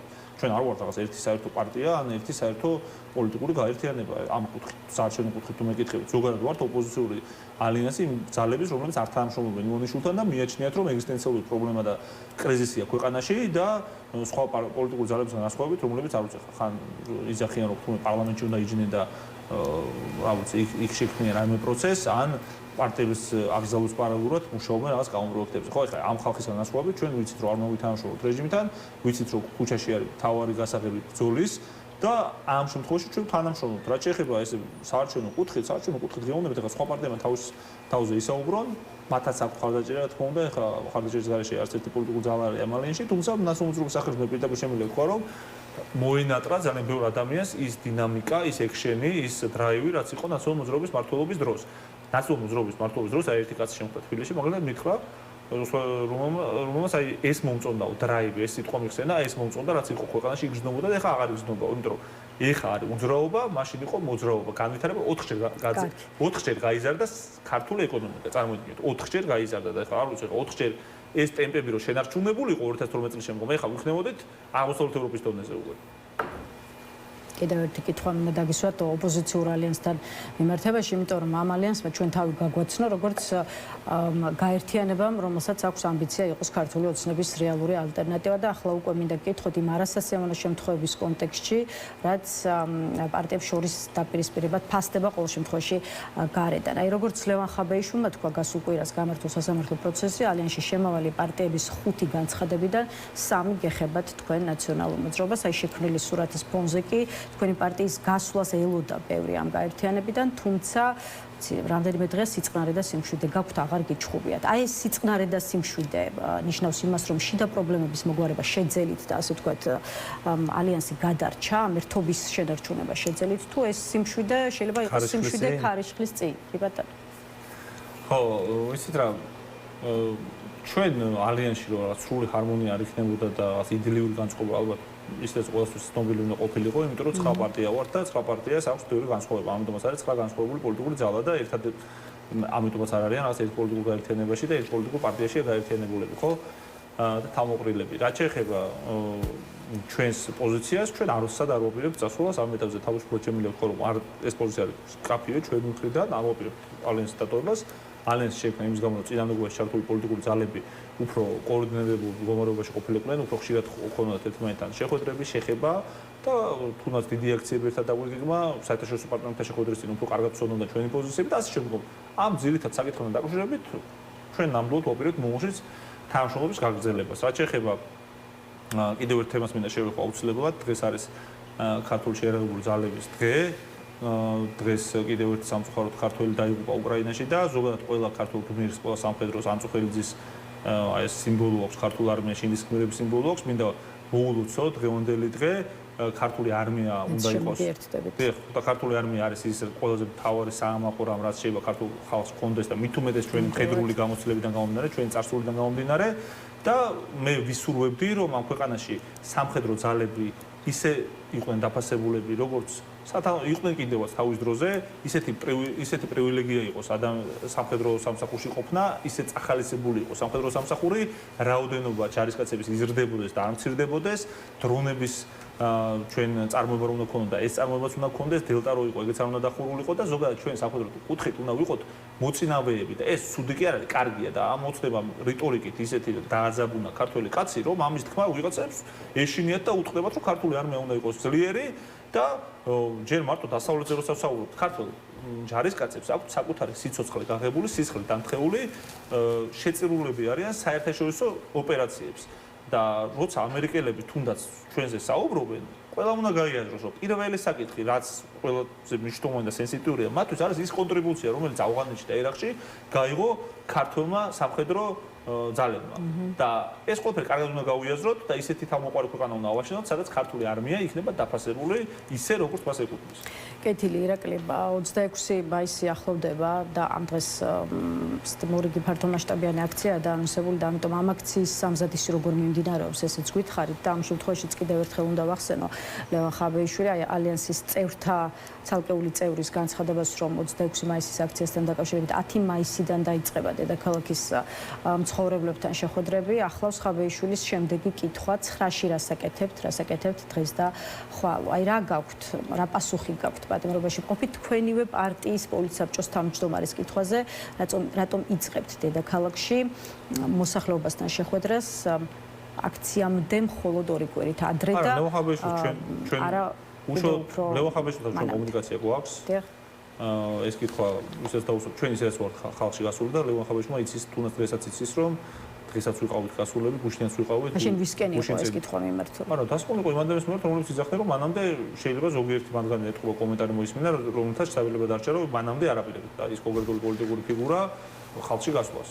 იმ ადამიანზე იყო, ხა რომელზე იყო, მე არ ვიცი, არ მიკითხავს ხა პირადად სიმართლე გითხრათ, თუმცა რამდენიმე ადამიანზე შეიძლება ყოფილიყო. ხა ჩვენზე იცის მან და ტელევიზორში უყურებს და ისაც ადვოკატის მეშვეობითაც იგებს და სხვადასხვა აქტიურად ადევნებს ხალხურ სატელევიზიო საშუალებებს და თუ ეხაც გუყურებს მოვიკითხავ მასაც და ჩემი მეგობარ ირაკლი ნადერაძესაც და ყველა პოლიტპატიმარს რა თქმა უნდა დღეს ლივიად კუპრავას სასამართლო პროცესიც იყო და უნდა ვთქვა საბოლოო ჯამში რომ ლევან ხაბეიშვილის ეს ფრაზა აბსოლუტურად აუზია ხა ყველაფერს თავდასხმად მოაღწევენ ანუ ადამიანებს პატიმრობაში შეუძლიათ რაღაც რჩევები და მითები მოგცენ და ხანდახან შეიძლება ცოტა მორალური უფლება აქვთ რომ ცოტათი კრიტიკულები იყვნენ უფრო ვიდრე თავისუფლებაზე ყოფილი ხალხი ხო იმიტომ რომ გაიგეს თავისუფლება ჩაჯდნენ ციხეში და კეთილი უნდა ვინებოთ თავისუფლებაზე ყოფილი ხალხმა და უფრო მეტი მოусმინოთ და მარტო რაღაცას იძახის ლევან ხაბეიშვილი მე მახსოვს აი რა მასში ყველაზე მეტად რაც მომწონდა დილის 10 საათზე უკვე ამას უნდა აი წამოიქცევიდეთ ხალხი და სულ მეტროთი გადავადგილდებოდ რომ ხალხი გვენახა და სულ ხალხში მოძრაობდით. აი სახალხო პოლიტიკოსი ნამდვილად არის ლევან ხაბეიშვილი და ამიტომაც ვიძახი სტატუსის მატარებელი ნამდვილად არის. ნამდვილად არის და არის კიდევ ბუნებრივად ესეთი ადამიანი და ამიტომ ვამბობ თვითონ ზიგვრისკენ მოგვიწოდებს როგორც თვითონ იყო და მიხეილ სააკაშვილის ისე მოგვიწოდებთ ახლა მე მეგონი თქვენ გადაცემაში მოყვები არ ვიცი მე ალბათ გამიერობა გამომივიდეს მაგრამ მეც ესე გავიცანი მიხეილ სააკაშვილი ბავშვი ვიყავი თამაშობდი უბანში ფეხბურთს და შემოვიდა უბანში დალია იქ რა ვიცი ლუდი ბირჟაზე მგომ ჩვენს უფროსებს უხშედებით უფროსის თაობის წარმომადგენლებთან ერთად რა ვიცი ნარდიც გააგორა პენსიონერებთან და ჩვენთან ბურთიც ითამაშა და გაგვესაუბრა და 2 საათი იქ დაყო ისე რომ საერთოდ შემთხვევით მოხდა იქ არავინ არ ელოდებოდა უბრალოდ ეს შემოვიდა რაღაც ჩვეულებრივი თბილისური საღამო იყო ჩემთან უბანში და თბილისურ საღამოს ესე დაესწრო უცბად მიხეილ სააკაშვილი ხო აი ესეთ სახალხო პოლიტიკოსები რო არიან ეს პიროვნებები და არიან ციხეში მორალური უფლება ნამდვილად აქვს პოლიტიკური უფლებაც აქვს და ეხლა რატომ უნდა დავაცენზუროთ ეს ხალხი ხო ცუცხვარ გვეუბნებიან აი კარგი გამოცდილება აქვს და გვეუბნებიან რომ გავიზიაროთ ჩვენ მაგალითად ეხაც დავდივართ 26 მაისს ვემზადებით ყველას ვისაც ველაპარაკებით ეკონომიკურ თემებზე რა თქმა უნდა მათ შორის ვინც მათ შორის თბილისშიც დადიხართ უკვე კი არის თქვენი გადამღები ჯგუფი არ მახსოვს იყო თუ არა მაგრამ გუშინ იყო ეს ბევრი ტელევიზიის მეშვეობით გავიდა რომ თქვენთან იყო თუ არა გუშინ მაგალითად საბურთალოზე ვიყავით როგორც თქვი გუშინ წინ ვიყავით ნავთლუღში დღეს ხაბეიშვილი ზუსტად ლევან ხაბეიშვილის პროცესით დაკავშირებული საპროტესტო აქცია მოვაწყვეთ ამიტომაც დღეს ესეთ გასვლა არ ქონია ხვალაც გვექნება გარკვეული აქტივობა მათ შორის გასვლის კუთხითაც ანუ ეს ყოველდღურად დავდივართ კი მანამდე ჯერ ესეთი რეგიონალური ტურნე ქონდა უკვე დაწყებული და იმერეთშიც ვართ დამყოფი უკვე აჭარაში ხო და ეს მუდმივად უნდა ხდებოდეს ნახეთ ქართული პოლიტიკოსი არსი რა არის ხა ამაში აბსოლუტურად ვეთანხმები ნახეთ თუ საქართველოში არის პრობლემები პოლიტიკოსის აზრი რა არის რომ უმეტესობა ადამიანის დაარწმუნება იმაში რომ შეიხარ მართალი ხო ამას ჭირდება არა მხოლოდ სატელევიზიო სოციალური ქსელების გამოყენება რაც აუცილებელია და მადლობა თქვენ თუნდაც ამ შესაძლებლობისთვის მაგრამ რა თქმა უნდა პირდაპირ კომუნიკაციაზე მნიშვნელოვანი არაფერი არ არის ამიტომაც პირდაპირ კომუნიკაციისთვის საჭიროა რომ ამ ხალხთან ჩახვიდე რა თქმა უნდა ეს არის დისკომფორტი რა თქმა უნდა შეიძლება შეხვდე ადამიანებს რომლებსაც პროპაგანდისგან აქვთ ჯერ მარტო დაბინდული გონება და ზოგი საერთოდ არ გისმენს. სამწუხაროდ ეს პრობლემაც არსებობს, ხო? ანუ უმეტესი ნაწილი არის აბსოლუტურად პოზიტიურად განწყობილი, მაგრამ ის მცირე ნაწილი შედარებით რომელიც არსებობს, უბრალოდ არც გისმენს, იმიტომ რომ თვითონ ისეთი რაღაც დაწყობილი აქვს სტრუქტურა, რაღაც არგუმენტების, რომ არ უნდა რომ ეს დაინგრეს და ამიტომ არ გისმენენ, აგრესიულები ხდებიან იმის გამო, რომ ეს სტრუქტურა არ დაინგრეთ, რაც აქვს არგუმენტებს რის განსაკუთრებას მარტივი ხა ერთ-ერთი რაზეც იდგა ეს ხალხი იყო ომის და მშვიდობის თემა, ხო, რომ იძახდნენ რომ აბა ომი გინდა თო ჯერ ერთ-ერთი ხა ევროპას და დასავლეთს როცა იმიჯნები, ომი მაგ შემთხვევაში უფრო გინდა, ვიდრე არ გინდა, იმიტომ რომ არ ვიცი ხა ქვეყნები რომლებსაც უნდათ მშვიდობა საქართველოში და ფულს დებდნენ, ინვესტიციებს დებდნენ და მეგაპროექტებს აფინანსებდნენ და მეგაპროექტებს ახორციელებდნენ და ტერიტორიულ მთლიანობას ხარს უჭერდნენ, არიან სწორედ რომ ამერიკა და ევროპის ქვეყნები და რუსეთი თუ არ გიჭირთ ქართველებების აი მესიჯ ბოქსების განეიტრალება და დანგრევა შეცდომა მთავარი რაც დაუშვა, მთავარი შეცდომა რაც დაუშვა ოპოზიციამ წინასაარჩევნოდ იყო ორი ჩემი აზრით. და ამაზე მე მაშინაც ვისაუბრია და ეხლა ვსაუბრობ უფრო აქტიურად, ხო? იმიტომ რომ ეხლა შეგვიძლია უკვე ამაზე დასკვნის გაკეთება, ხო? ანუ არ ვსაუბრობთ ომის და მშვიდობის თემაზე უფრო კონკრეტულად და უფრო ხშირად გვეგონა რომ აი რაღაც ერთი პროპაგანდისტული ხერხი თუ ხრიკი რო არსებობს, რომ აი ამ თემაზე არ ისაუბრებ, რაც შეიძლება უფრო ვინმესტვი რატო ან თემაზე თუ არ ისაუბრებ, ქართველი ხალხი ბრძენიაო რო იძახი, მაგაში გამოიხატება რომ არ ვიცი ხა კი იმით რომ თავს აარიდებ, კი არ ხო, ორივე მხარის არგუმენტები უნდა არა, ხო, ანუ ეხლა თუ თავს აარიდებ, რა ის აღარ მოისმენს სხვა პოზიციას თუ რა, ანუ ეს ხო არა, აბსოლუტურად არადეკვატური მსჯელობა გახავთ, ხო? და მეორე არის ეს კონსერვატიული ნიშის არ დაკავება უფრო პროაქტიულად, იმიტომ რომ კონსერვატიული ნიშის არ დაკავებას რატო ამბობ? ანუ რაღაც ამ ხრივაც ერიდებოდნენ და ჩვენი ნაციონალიზმისა, მათ შორის თავად ეხლა ზოგი შეიძლება უფრო ლიბერალური შეხედულებების მქონე პოლიტიკური ძალები იყვნენ ამ სხვა მიმართულებებით, მაგრამ ჩვენ ეკონომიკურად ლიბერალური მიდგომები გვაქვს, მაგრამ კონსერვატიული პარტია ვართ, ჩვენი ამორჩევლის ოშვის ესეც იყო პროპაგანდის მითი, რომ თუნდაც ნაცმოძრაობის ამორჩეველი არის, აი როგორ თქვა, აი როგორც ამბობდნენ, ხო ესენი რაღაც დამაკრინებელ სამწუხარო ტერმინებს ხმარობენ, რაც ეხლა საქართველოს მოქალაქეებს ჯერ ესეთ ნებისმიერ დამაკრინებელ ტერმინებს, უბრალოდ განსხვავებული და ექსტრავაგანტული ადამიანები, ხო მეტაკლად შეიძლება ესეთ ხალხის იყოს ნაციონალიზმის ხალხები, ძალიან დიდი მასა ნაციონალიზმის ხალხები, მაგრამ ძირითადი მასა ყველა სოციოგრუპულებით არის აი ქართველი ტრადიციული ასე ვთქვათ შეხედულებების გაგების მეოჯახე ადამიანი, მართლმადიდებლური, მათ შორის სარწმუნოების მიმდევარი შეიძლება რა თქმა უნდა იყოს სხვა სარწმუნოების მიმდევრების სხვა რეგიონებში სადაც უფრო დომინანტურია სხვა ეთნიკური უმცირესობებიც არის დასახლებული, მაგრამ თლიანობაში მეოჯახე აი ესე ტრადიციული ღირებულსხვედი ქართველები რატო ვალაპარაკობთ? ამაზე უნდა ვისაუბროთ. იმიტომ რომ ამაზე საუბრობს ის ხალხი, რომელსაც არანაირი კავშირი არ აქვს სინამდვილეში კაცო ხა დამფუძნებელი ყავთ, რომელიც იძახდა, რომ სულის უკუտავების ამწავს, რომ ინტერვიუში აქვს თანხმობა 90 წლებში და ქართულ მართლმადიდებელ ქრისტიანებს მიმართავ. კაც, რომელსაც არ ჭამს სულის უკუტავების და სიკვდილის შემდგომ ცხოვრების. ანუ ამ ადამიანს ახლა როგორ შეიძლება ქრისტიანი უწოდოთ და მართლმადიდებელი უწოდოთ, ხო? ზვიად გამსახურდეს და მენა პოსტავას ქვეყანაში, როგორ შეიძლება ეს კაცი იყოს რაღაც მართლმადიდებლობის თავარი დამცველი. და სხვა ადამიანებზე რო თქვათ, არ ვიცი, NGO-შნიკები როგორც ხმარობენ ამ თითქოს და ცუდად სამხალხო საზოგადოების წარმომადგენლები და სინამდვილეში ეს ტერმინი ხო ესე უნდა ვთქვათ, მაგრამ აი თვითონ როგორც ხმარობენ, თვითონ იყვნენ ეგეთები. ანუ ცუდები კი არიან, უბრალოდ აი ამას აკეთებდნენ და ეხლა რო ვკითხო, ცუდი არის თუმე და ვაიმე ეს ანუ ესეთი მორალური ორმაგი სტანდარტების ხონდე ხალხს არ უნდა დაუტოვოთ ის რაც არის ქართული და ნამდვილი ჭეშმარიტი, ხო? და პირველი რაზეც ვამბობ ომთან დაკავშირებით, ამას ვესაუბრებით, რა თქმა უნდა, მშვიდობა არის შესაძლებელი იმ პირობებში, როდესაც ქვეყანაში იქნება განვითარება, ძლიერი ოჯახი თუ არ იქნება, კაცო, სტუმრის მოსulis თუ ეშინია და ჩვენ თუ წავალთ ამ ქვეყნიდან ყველანი ავიბარგებით და უცხოტომელები ჩამოვლენ, ეგ რა მშვიდობაა ვერ გავიგე. მადლობა ირაკლი სამწუხაროდ და ამოიწურა ამ ნაწილისთვის განკუთვნილი დრო და დღეს ამით უნდა დაგემშვიდობოთ. ირაკლი პავლენშვილი პასუხობდა ჩვენს კითხვებს. ახლა რეკლამის შემდეგ დავბრუნდებით დასკვნითი ნაწილით და შემოგვერთდება დიპლომატი გიორგი ბადრიძე, ასე რომ დაგვაათით.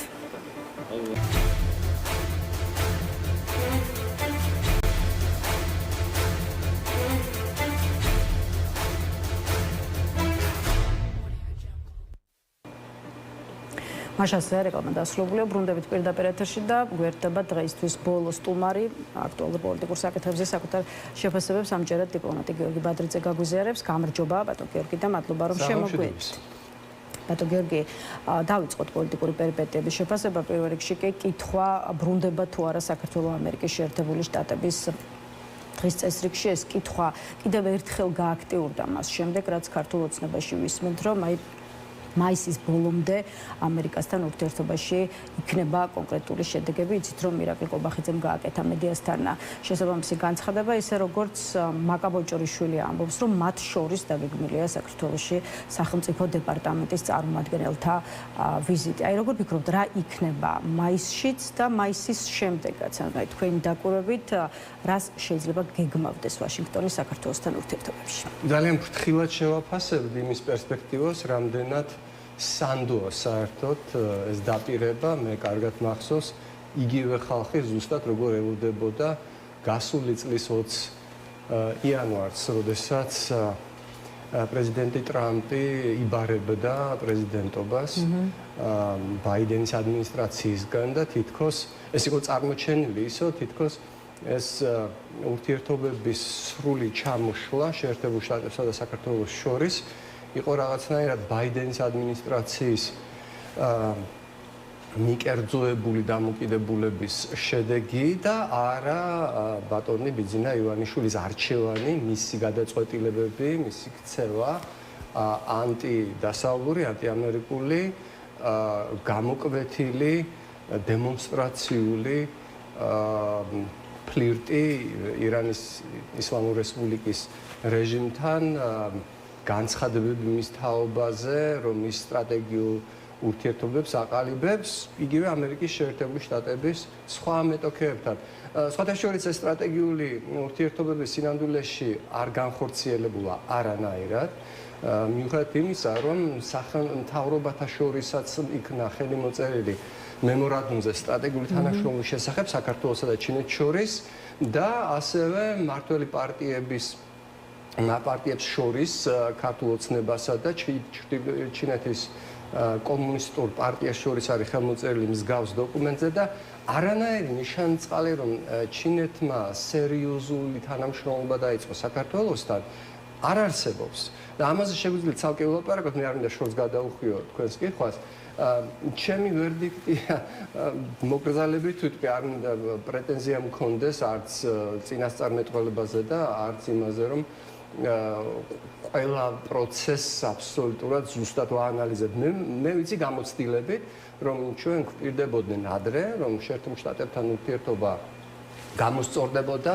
მე არ მინახავს არანაირი კონკრეტული ნაბიჯი ამ რეჟიმის, ამ ხელისუფლების მხრიდან, რომელიც გადადგმული არის იმ მიმართულებით, რომ ვაშინგტონში უფრო სერიოზულად აღიქვან ჩვენთან თანამშრომლობის გამოსწორების საჭიროება, ხოლო ის რომ შეიძლება ვთქვათ ადმინისტრაციის ან სახელმწიფო დეპარტამენტის რომელიღაცა თანამშრომელი ჩამოვიდეს, ეს თავისთავად არ იქნება მართალიც რომ აღმოჩნდეს, ეს თავისთავად არ იქნება რაღაცა გარღვევის ნიშანი. მაშინ რისი ნიშანია, რა დატვირთვა შეიძლება ქონდეს შეხვედრებს, რომელიც უკვე გაიმართა და ვიზიტს, რომელიც მზადდება. აი წელიწად ნახევარია მართლაც ამერიკის შეერთებულ შტატებს განსხვავებული ტიპის და ხასიათის პრეზიდენტი და სახელმწიფო ადმინისტრაცია მართავს.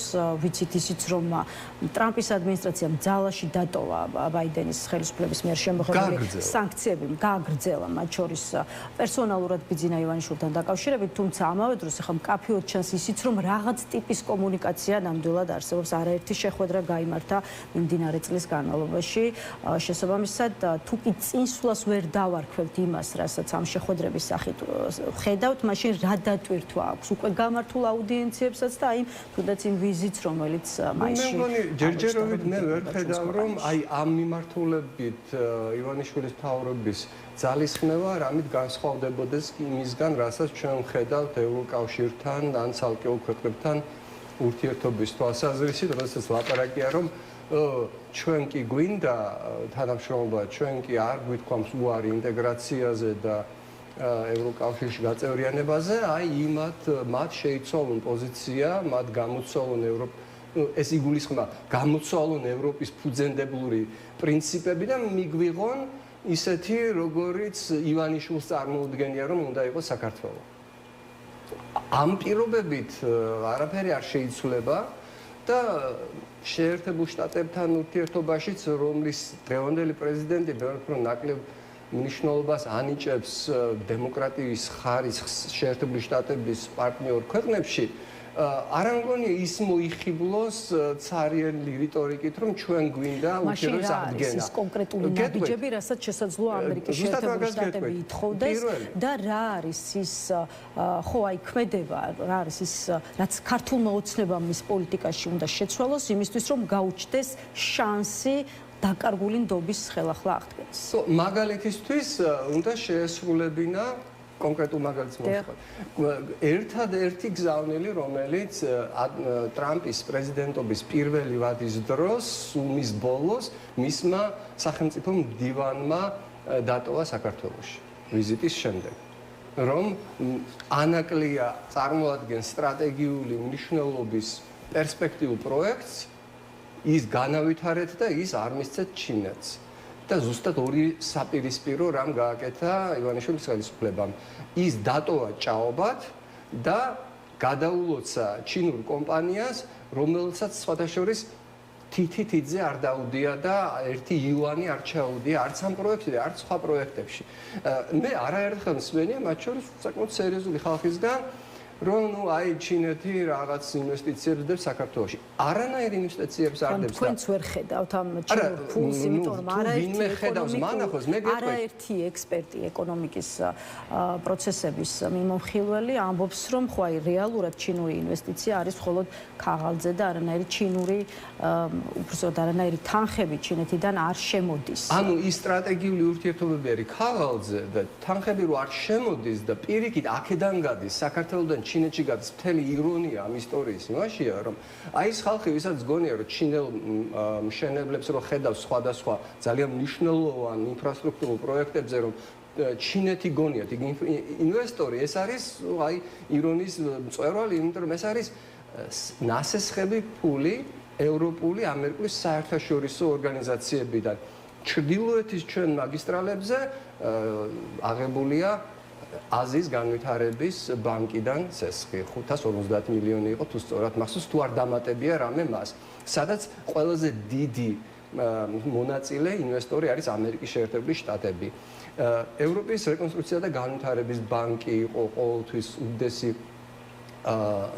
სესხებელი დონორი ზოგჯერ ამ დიდ ინფრასტრუქტურულ პროექტებში ნუ თქვენ ალბათ გსმენიათ რომ ლიბერტი ბანკი შეიძინა ჩინების ფლობელობაში მყოფმა ბაზის ბანკმა ვისი ფულით საქართველოს ბანკიდან ნასესხები ფულით ანუ ჩინური ფული საქართველოში არ შემოდის და მით უმეტეს არ შემოდის რაიმე ისეთი მასშტაბით რომლითაც ვინმე გაამართლებდა ურთიერთობების ჩაწყვეტას ევროპასთან და ამერიკის შეერთებულ შტატებთან რომ დაუბრუნდეთ მარტო პოლიტიკური ნება ეყოფოდა იმას რომ არ გაყინულიყო ანაკლიის პროექტი. ეს იქნებოდა თან არა მხოლოდ ჟესტი შეერთებულ შტატებთან ურთიერთობაში, რომ დაენახვებინა საქართველოს ღირებულება რაღაც სტრატეგიული დერეფნის განვითარების თვალსაზრისით, რომლის ინიციატორი თავიდანვე ამერიკის შეერთებული შტატები იყო. კარგად მახსოვს, იმიტომ რომ 91 წლიდან გახლდით ქართულ დიპლომატიურ სამსახურში სტაჟორიდან დაწყებული ყველაზე მაღალ საფეხურამდე 90-იან წლებში შემიძლია გითხრათ ზუსტად მის პირველ ნახევარში შეერთებულ შტატებში გაჩნდა ის იდეა, რომ სამხრეთ კავკასიის მეშვეობით ერთმანეთს დაკავშირებოდა დიდი კასპიის რეგიონი თავისი ნავთობ, გაზ და სხვა რესურსებით პირველ რიგში აზერბაიჯანიდან, მაგრამ დანარჩენი ქვეყნებიდან, კასპიის აღმოსავლეთი ნაწილიდან სოფლიო ბაზრებს და ის რომ დღეს არსებობს ბაქო სუფსა, ბაქო თბილისი ჯეიჰანი, ბაქო თბილისი ერზურუმი, აი ეს მილსადენები, ეს არის შედეგი იმ ხედვისა, რომელიც მაშინ გაჩნდა ამერიკის შეერთებულ შტატებში. მეორე მიმართულება იგივე ხედვისა უნდა ყოფილიყო სახმელეთო ტრანსპორტის განვითარება, რომელშიც საქართველოს ბუნებამ აჩუქა მონოპოლისტური ადგილი, როდესაც საქართველოზე იყო დამოკიდებული აზერბაიჯანის თუ სომხეთის დაკავშირება შავ ზღვასთან და დანარჩენი ცენტრალური აზიის ქვეყნებისთვის შეგვეძლო ამ ახალი უფრო გაძლიერებული ინფრასტრუქტურის შეთავაზება. ამის ნაცვლად საქართველოს რკინიგზა უნიკალურია იმ პოზიციის მიუხედავად გადაიქცა წამგებიან კორუფციის ჭაობად და ამიტომაც გახდა წამგებიანი 2011 წელს კარგად მახსოვს 100 მილიონი დოლარი ქონდა მოგება და დღეს პრაქტიკულად აქტიურად განიხილავენ აზერბაიჯანი და სომხეთი საქართველოს ალტერნატიულ სატრანსპორტო დერეფნის შექმნას. მაშინ, როდესაც ამ ხელისუფლებას რომ ემოქმედა, მათ შორის ანაკლიაში, საქართველოს უკვე იმდენად დომინანტური პოზიცია ექნებოდა შუა დერეფნის განვითარებაში, სამხრეთ კავკასიაში, რომ შეთანხმდნენ აზერბაიჯანი და სომხეთი ახალი შტოს გაკეთებას, ეს იქნებოდა ძირითადი დერეფნის განშტოება. დღეს არსებობს პირდაპირ რისკი იმისა, რომ საქართველოს თავისი სატრანზიტო ფუნქცია თუ არ დაკარგოს, ყოველთვის იმდენად შემცირდეს ეს ფუნქცია, რომ ის აქედან გამომდინარე გეოპოლიტიკურ ფასეულობას დაკარგავს ბევრი ისეთი ქვეყნისთვის, რომელიც ამის გამო განგვიხილავდა თავის პარტნიორებს შორის. მე გეტყვით, რა განცხადება გაკეთდა დღეს პარლამენტის თავმჯდომარის მხრიდან, ის ამბობს, რომ პირიქით საქართველოს მთავარი ძალა არის სწორედ იმაში, რომ ხელისუფლებამ აჩვენა შექმნილ საკმაოდ არასტაბილურ გეოპოლიტიკურ პროცესებში გონივრული პოლიტიკა წინასწარ დაინახა საფრთხები და შექმნა უსაფრთხო გარემო თითეული მოქალაქისთვის. დღეს გააკეთა შალვა პაპუაშვილმა ეს განცხადება. რაში გამოიხატება ამ გარემოს გამოყენება? სად არის ის დერეფანი? რატომ არ არის ანაკლია? რატომ არ მუშაობს საქართველოს რკინიგზა აზერბაიჯანული თუ ყაზახური თუ სხვა ტვირთების ბევრად უფრო დიდი მოცულობით გადატანაზე, როდესაც დაიბლოკა რუსეთი, როგორც ცენტრალური აზიისა და ჩინეთის დამაკავშირებელი ევროპასთან, აგერ ყველა მიმართულებით რაღაც არასტაბილურობა. რაში გამოიხატება მაშინ აი იმ სტაბილურობის სიკეთე, გარდა იმისა, რომ ეს ხალხი უზარმაზა რაღაც კორუფციულ ორმტრიალშია. ჩემი შეფასება არ არის, თვითონ იჭერენ თავიანთი მთავრობის წევრებს და ნახევარი ციხეში უზის უკვე და შემდეგ ვინ იქნება არავინ არ იცის. რაში გამოიხატება ჩვენი მოქალაქეებისთვის სიკეთე აი იმ სტაბილურობისა? შვიდობაა საქართველოსშიო საბოლოოში. ეს არის ქართული ოცნების შეფასებით ის მთავარი მონაპოვარი, რაც მოქმედმა ხელისუფლებამ შექმნა ჩვენს ქვეყანაში. მშვიდობა არ არის შემთხვევითობა და მშვიდობა არის სწორედ საქართველოს ხელისუფლების გონივრული პოლიტიკის შედეგიო, ასეთია. მშვიდობასთან წინააღმდეგობაში არის იმ ბუნებრივი შესაძლებლობების გამოყენება, რომელიც გეოგრაფიით გვაქვს, რომ ჩვენ გქონდეს ისეთი ეკონომიკური ინფრასტრუქტურა, ისეთი პორტები, რომლებიც აი ამ ახალ მოთხოვნას, რომელიც წარმოიქმნა სწორედ იმ არასტაბილურობით, რომელიც ჩრდილოეთშიც გვაქვს და სამხრეთშიც, აი ამ არასტაბილურობით წარმოქმნილმა მოთხოვნამ შექმნა შესაძლებლობები ჩვენთვის და რატომღაც არ გამოგვიდეს წინააღმდეგობაში იქნებოდა შვიდობასთან დღეს რომ ფულის ჭამისა და პირადი გამდიდრების ნაცვლად ეზრუნათ ქვეყნის ეროვნულ ინტერესებზე გაემყარებინათ და მიეყვანათ ლოგიკურ დასასრულამდე უკვე დაწყებული პროექტები. რამდენი წელი შეიძლება შენდებოდეს ერთ პატარა ქვეყანაში გზა? ის არ არის დასრულებული. და იგივე ეს ანაკლია ყველას ალბათ უკვე მობეს დამას ლაპარაკი, მაგრამ სულ სხვა სტრატეგიულ ფასს შეიძენდა საქართველოს მისი რეალიზაციის შემთხვევაში და თუ დაუბრუნდებით საიდანაც დავიწყეთ შეერთებული შტატებისთვის ეს იქნებოდა არგუმენტი, რომ აი ამ ხელისუფლებასთან ურთიერთობას აზრი აქვს. მე აუცილებლად უნდა შეგახსენოთ, რომ დემოკრატიული ადმინისტრაცია იყო, როდესაც ივანიშვილი მოვიდა ხელისუფლებაში და მისგან მიიღო აბსოლუტური მხარდაჭერა. ის ჯერ ერთი ერთგვარად უყურებდა როგორც გარანტორი მშვიდობიან გადაცემას ძალაუფლების წინა ხელისუფლებიდან და შემდეგ ყველანაირად გამოხატავდა მხარდაჭერას და ანეკდოტებიც კი იყო მაშინდელ ელჩზე, რომელიც შეიძლება ზედმეტად უფრო ახლო იყო ივანიშვილთან პირადად, ვიდრე ევალება ელჩს. ეს ურთიერთობები გაფუჭდა სამხრივად იმ არჩევანის გამო, ვიმეორებ, რომელიც გააკეთა ივანიშვილმა ძალაუფლებაზე მობღაუჭების სასარგებლოდ ქვეყნის განვითარების ნაცვლად. და ამერიკის შეერთებულ შტატებთან და დასავლეთთან ურთიერთობის გაწყვეტის თაობაზე და ამის შეუმდგარი წარუმატებელი მცდელობა იყო ამის ჩანაცვლება ურთიერთობებით ისეთ ქვეყნებთან, რომელსაც მე არ ვამბობ, რომ არ უნდა ქონდეს ურთიერთობა ირანი, რანაირი რეჟიმიც არ უნდა იყოს ირანში უზარმაზარი ფაქტორია, რეალობაა, ჩვენი მეზობელია. ირანთანაც უნდა გქონდეს ურთიერთობა და ძალიანად სერიოზული ეკონომიკური თანამშრომლობა უნდა გქონდეს ჩინეთთან. ოღონდ არც ერთია და არც მეორე განხორციელებული. ევროკავშირის ელჩმაც გაგვაფრთხილა რამდენიმე დღის წინ, რომ თუ საქართველო არ დაუბრუნდება დემოკრატიულ გზას და არ გამოიყენებს შესაძლებლობის ფანჯარას, რომელიც მისთვის გახსნილია და არ გადაწყვეტს, რომ ის ეკუთვნის ევროპული ქვეყნების ოჯახს, ქვეყანა დაუბრუნდება თავის ბნელ წარსულს, სადაც იყო სამოქალაქო ომის სიღარიბე, კორუფცია, გაჭირვება და აი ამ ბნელი წარსულის ხსენების გამო იცით, რომ ელჩი საგარეო საქმეთა სამინისტროში დაიბარეს, მას პერსონალურად მაკა ბოჭორიშვილი შეხვდა და ელჩისგან ახსნა განმარტებები მოითხოვა, იმიტომ რომ მისი მხრიდან სამოქალაქო ომის ხსენება მართლ პარტიაში შეფასდა როგორც მუქარა. აი ხა ჩვენ ამ თემაზე არ ვისაუბრია, ამიტომ ვისარგებლებ შემთხვევით და ამ ამბავზეც გთხოვთ გამოხმაურებას. რამდენად უნდა მიეცეს ევროკავშირის ელჩის განცხადებას იმდაგვარი კვალიფიკაცია, რომ ეს იყო საქართველოს და ქართველი ხალხისადმი მუქარა და ჰქონდა თუ არა ოფიციალურ თბილის, ასე ვთქვათ, საფუძველი ის რეაგირება ქონოდა ელჩის განცხადებაზე, რაც ყველამ ერთად ვნახეთ. მე მგონია, რომ ამაზე უფრო არაკეთილსინდისიერი პროპაგანდისტული რაღაცა ფანდი იშვიათად გამოიყენება. პირველი 90-იანი წლები ნათელი პერიოდი იყო საქართველოს ისტორიაში, განსაკუთრებით მის პირველი ნაწილი.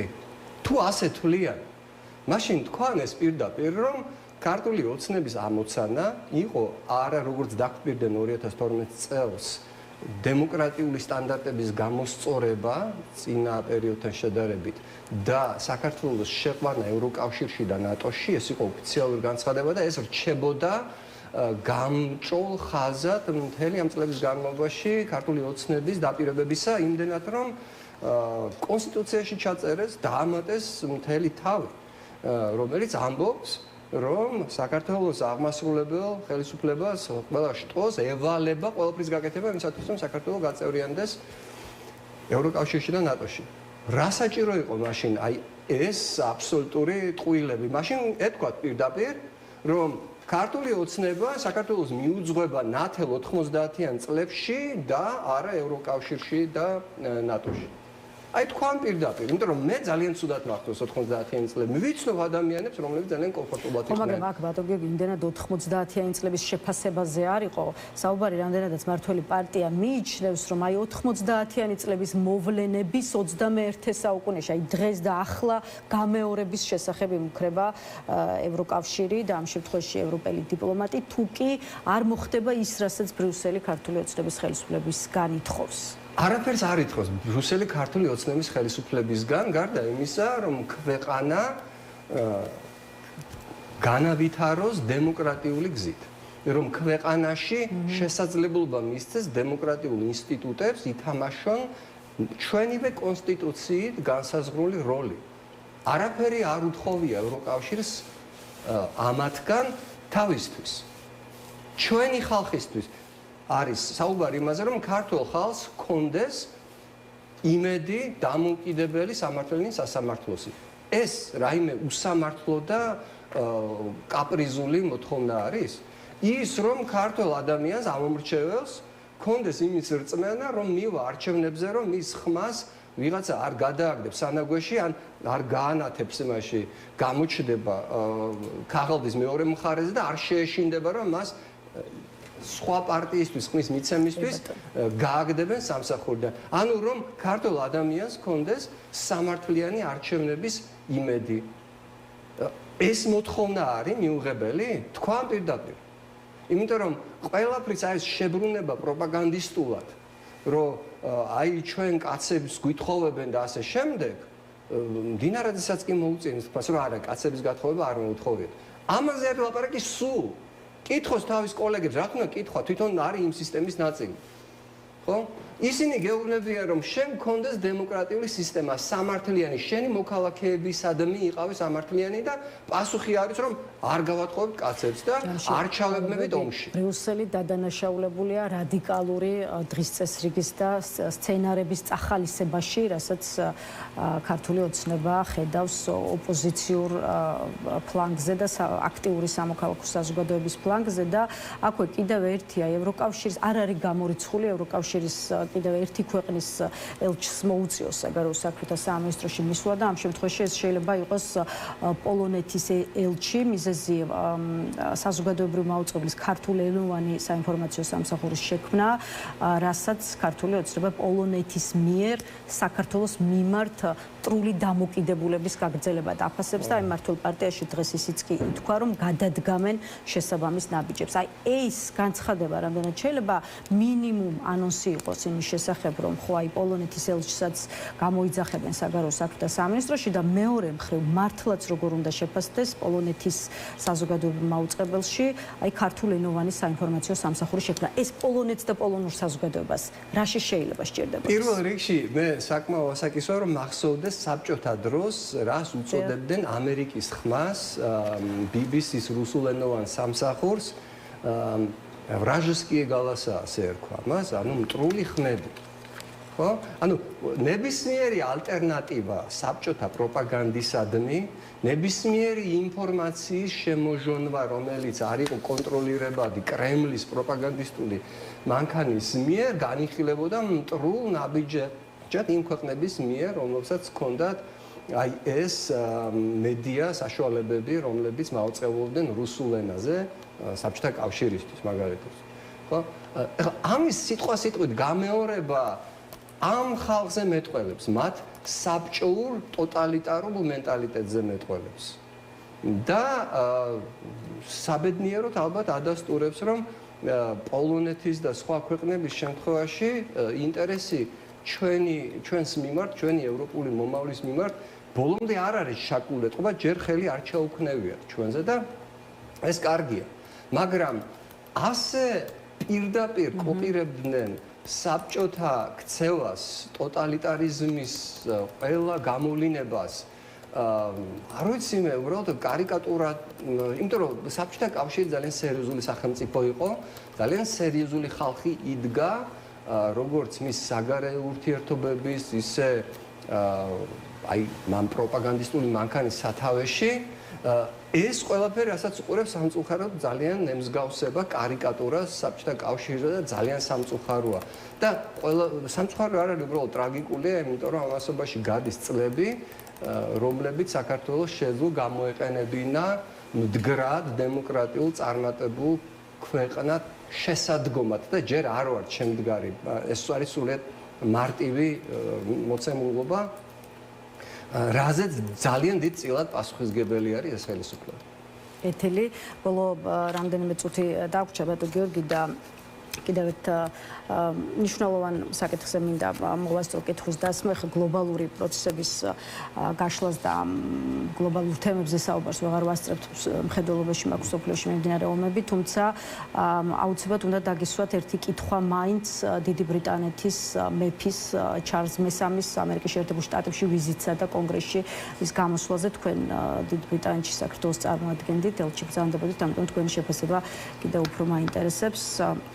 საკმაოდ შთამბეჭდავი იყო ასეთი ანალიტიკოსების შეფასება იმ მესიჯებზე, რაც მსოფლიო საზოგადოებამ მოისმინა მეფის მხრიდან. მან ისაუბრა როგორც დიდი ბრიტანეთის და შეერთებული შტატების პარტნიორობის მნიშვნელობის გაძლიერებაზე, ისე განსაკუთრებით უკრაინის ომთან დაკავშირებით მისმა პოზიციამ მიიქცია ყურადღება. უკრაინის და მისი უკიდურესად მამაცი ხალხის დასაცავად საჭირო იყო იგივე ურყევი მტკიცე გადაწყვეტილება, რაც გამოიჩინეს შეერთებულ შტატებზე 2001 წლის 11 სექტემბერს თავდასხმების შემდეგ, რათა უზრუნველყოფილი იყოს ჭეშმარიტად სამართლიანი და მდგრადი მშვიდობა და ასე შემდეგ და ასე შემდეგ. რა გაქვთ სათქმელი პირადად თქვენ? რამდენად ძლიერი გზავნილები ჰქონდა მეფე ჩარლზ მესამეს და მეორე მხრივ არ ვიცი, აი ამ ვიზიტმა რამდენად შეიძლება უზრუნველყოს ლონდონსა და ვაშინგტონს შორის დღევანდელი კავშირების კიდევ უფრო გამტკიცდება. პირველ რიგში გეტყვით რა კავშირია ეს ყველაფერი საქართველოსთან. უეჭველა და გადაჭარბების გარეშე ეს იყო ისტორიული ვიზიტი.